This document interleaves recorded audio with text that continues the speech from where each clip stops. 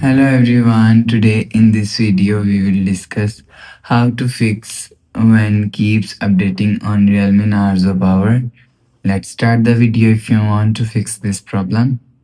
So go to app library and go back and just click on hold site power button and restart phone.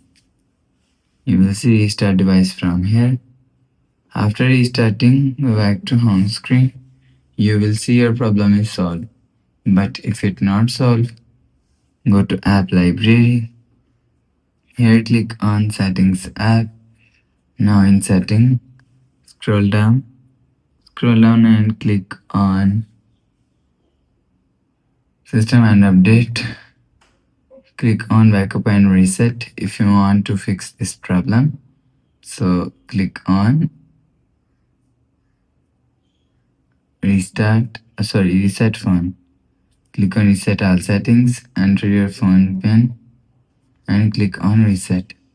After click on reset, go back to home screen. You will see your problem is solved.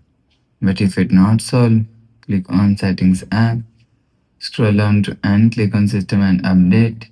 Click on software update. You will check your software update is latest.